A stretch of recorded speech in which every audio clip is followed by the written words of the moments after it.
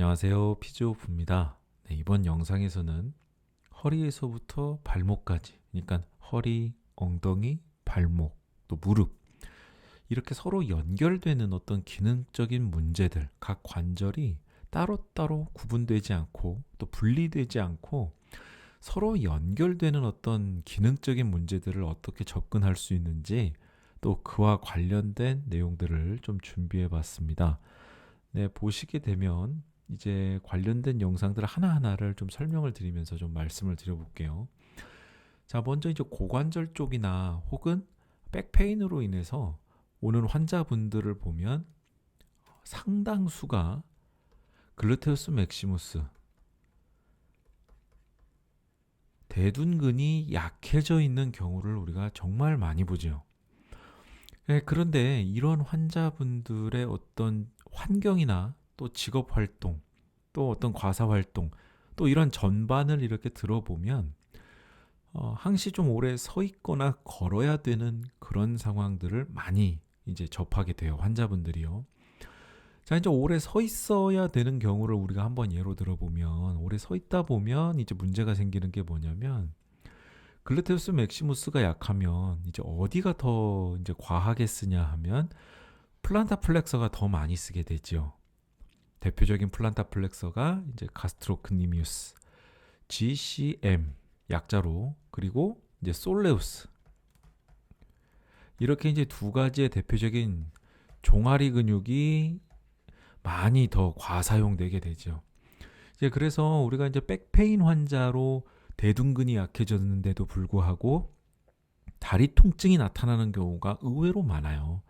이게 라디에이팅 페인 때문만이 아니라 이런 기능적인 문제들로 인해서 종아리 쪽에 타이트니스가 생기고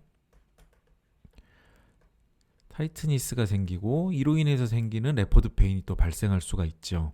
그러면 허리가 아팠다가 종아리가 아팠다가 이런 문제들이 계속 반복적으로 나타나는 그런 상황을 또 만나게 될 수가 있습니다.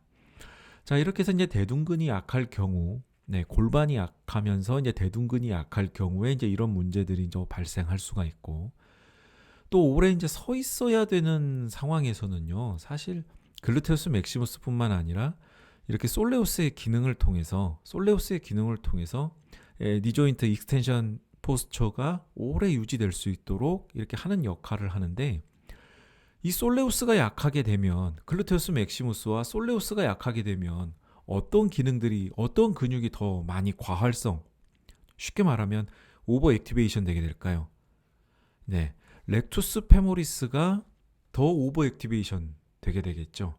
그러면서 이제 과도하게 이제 앞부분에 곽인장이 실리게 되고, 자, 이런 곽인장들이 마치 ASIS 바로 밑부분, 이 부분에 타이트니스를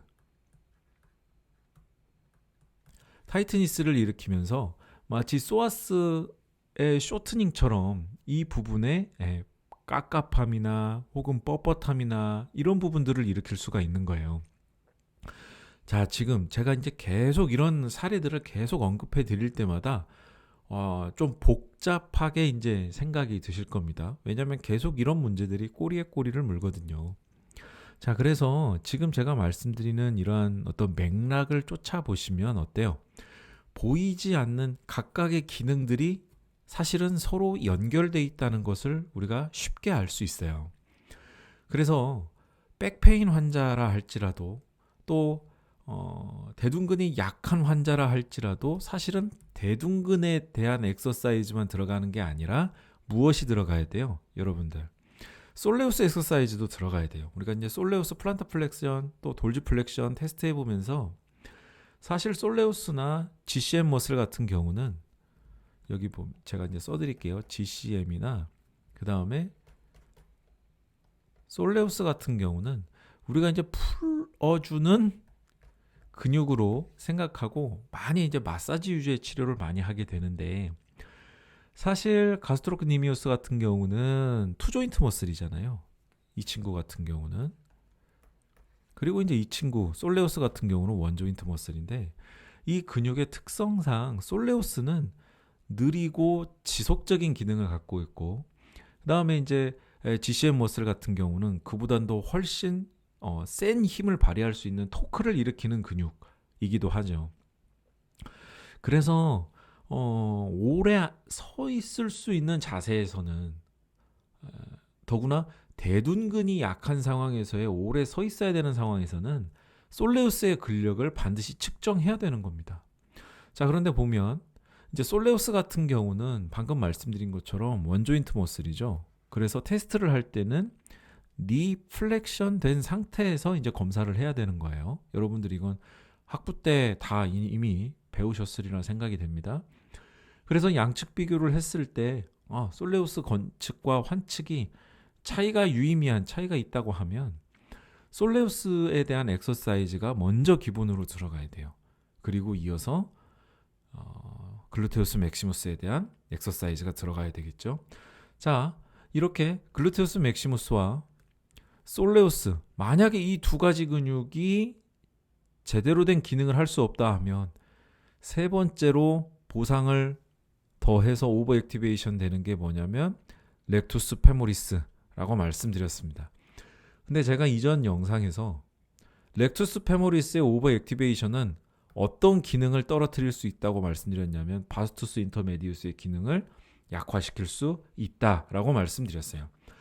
그래서 대둔근이나 솔레우스 같은 근육들이 점차적으로 근력이 약해지면서, 그러니까 엉덩이 쪽이나 발목 쪽에 정말 잔잔한 통증 혹은 불편감이 오랜 시간 동안 왔다 갔다 하면서 어느 순간 무릎 쪽에 불편감이 출현할 수가 있는 거죠. 자, 이런 부분들은 점진적인 기능의 약화로 인해서 발생하는 겁니다.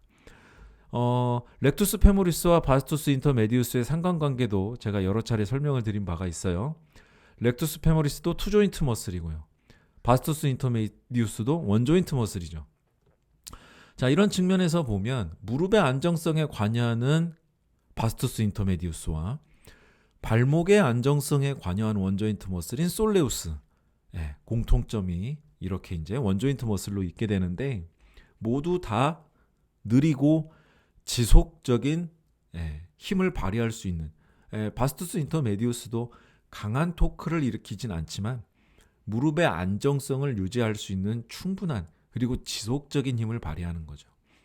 바스투스 인터메디우스는 특히 낮은 강도의 부하 그리고 느린 움직임에서 더 많이 활성화됩니다. 자, 그러면 이제 이런 어떤 순서 혹은 기능적인 대둔근이 약해졌을 때 그 다음 어떤 문제가 발생할 수 있고, 또 솔레우스가 약해지게 되면 또 대둔근에 어떤 영향을 주는지, 또 렉투스 페모리스가 과활성화될 때는 무릎 앞쪽에서의 바스투스 인터메디우스는 어떤 영향을 끼치게 될 건지. 자, 그러면 솔레우스가 약하다면 어떻게 될까요? 가스트로크니미어스가 더 오버 액티베이션 되게 되고, 자, 이런 과긴장은 결국에는 종아리의 타이트함을 더욱더 느끼게 되는 이런 안 좋은 상황으로 갈 수 있는 거죠. 그래서 우리가 간간히 이제 그 환자분들 오셨을 때 말씀을 들어보면 기지개만 키려고 해도 다리 쥐가 난다 라고 이렇게 말씀하시는 경우가 있잖아요. 자, 이런 경우에 종아리를 계속 풀어만 주는 어떤 마사지 위주의 치료, 여기에 더해서 솔레우스 엑서사이즈를 한번 들어보세요. 자, 솔레우스 엑서사이즈는 굳이 제가 영상으로 보여드리지 않아도 이렇게 니 플렉션의 상태에서 발목이 이렇게 있겠죠? 자, 이게 이제 니 조인트라면, 자, 이 상태에서 힐 업. 자, 이렇게만 시켜도 솔레우스의 액티베이션은 충분히 일어납니다. 이 다음 슬라이드에서 이제 초음파로 이제 보여드릴 건데요. 자, 이때 힐업에 대한 속도는 어떻게 해야 되냐면 최대한 느리게 해야 됩니다. 이렇게 하면 할수록 훨씬 더 자극이 더 잘 들어가요. 자, 지금까지 제가 지금 설명드린 내용에 4개의 근육이 등장했습니다. 한번 정리를 해볼까요?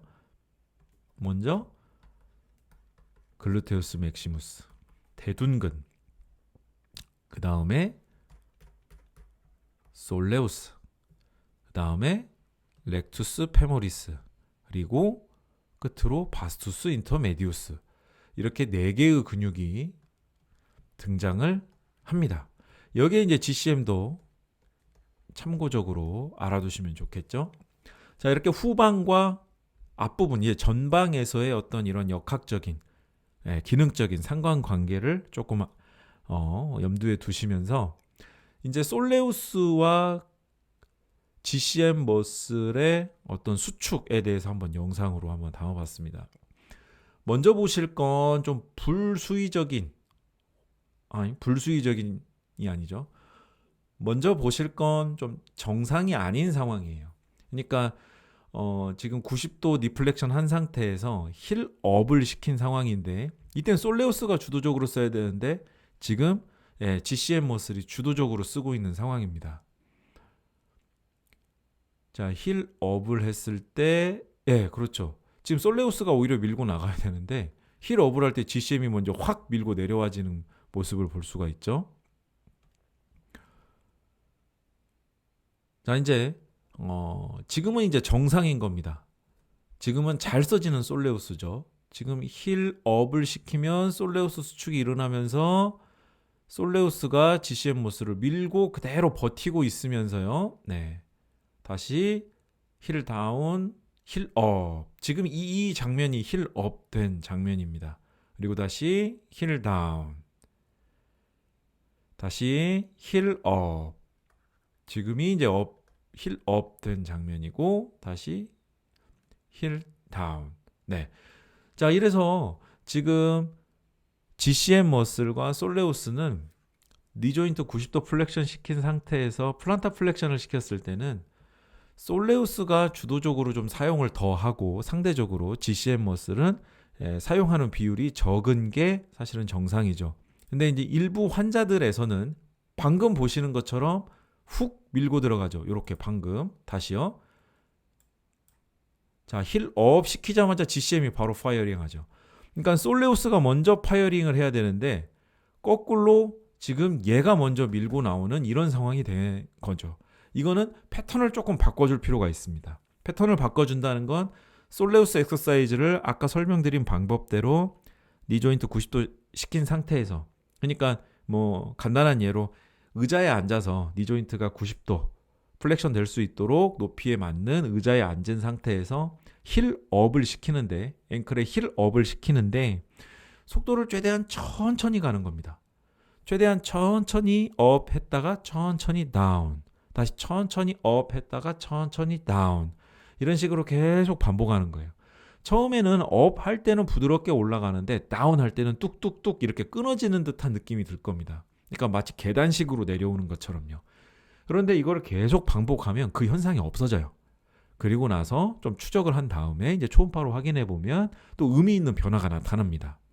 자, 이렇게 해서 환자분들의 솔레우스와 가스트로크니미우스의 어떤 쓰임의 어떤 패턴도 확인해 볼 필요가 있고, 우리가 대둔근이 약한 환자에는 솔레우스 엑서사이즈가 들어가면 정말 더 좋다. 그래서 90도 니 조인트 플렉션 시킨 상태에서 앵클의 플라타 플렉션, 그러니까 의자에 앉은 상태라면 힐을 업 시키는 것, 여러분들께 강력하게 추천을 드립니다. 자, 그 다음에는 뭐였죠? 글루테우스 맥시무스 엑서사이즈죠. 오른쪽 무릎을 침대에서 살짝 이렇게 들어 올리면 바로 글루테우스 맥시무스에 힘이 쫙 들어갑니다. 그냥 바로 먹거든요. 이렇게 무릎을 천천히 들어 올리는데 너무 많이 들어 올릴 필요도 없으세요. 천천히만 들어 올렸다가 그대로 버티고 10초에서 15초 정도 홀드하는 거죠. 이 영상에서 제가 여러 번 설명을 드렸습니다. 지금 우리가 하고자 하는 건 이렇게 글루테우스 맥시무스의 수축을 일으키는 거예요. 그리고 이런 낮은 부하의 운동부터 시작해서 이제 단기별로 이제 들어갈 수가 있겠죠. 이 동작이 글루테우스 맥시무스 엑서사이즈의 전부는 아닙니다. 이게 낮은 강도의 운동이라고 말씀드렸잖아요. 이제 이게 어느 정도 잘 되고 무릎을 이렇게 들어 올리면서 대둔근의 힘이 자연스럽게 잘 들어가고 이제 부연적으로 부수적으로 반대측 심부 길이끈, 멀티피더스를 포함한 반대쪽 심부 길이끈의 어떤 파이어링도 자연스럽게 일어나다 보면 넥스트 레벨을 올려야죠. 이때는 이 자세가 아니라 힙 익스텐션 자세로 바꿔서 바로 다리를 드는 그런 동작으로 바꿔주면 이제 난이도가 업된 동작으로 갈 수가 있겠죠. 그래서 솔레우스 엑서사이즈를 한 다음에 다시 글루테우스 맥시무스 엑서사이즈로 이렇게 연결지어서 갈 수가 있습니다. 자, 그 다음엔 렉투스 페모리스와 바스투스 인터메디우스 이 부분도 살펴줘야 돼요. 자, 대둔근이 약하고 그 다음에 솔레우스가 약하다 보면 어디가 과활성화 될 확률이 높다라고 제가 맨 처음에 말씀드렸죠. 렉투스 페모리스가 과활성될 확률이 높다라고 말씀드렸습니다. 실제로 그래서 우리가 이러한 점들을 보고 환자분들이 어떤 골반을 평가하거나 이러다 보면 골반이요 조금 전방 경사가 돼 있거나 한쪽 일리움이 안테리어 로테이션 돼 있는 경우를 의외로 볼 수가 있어요.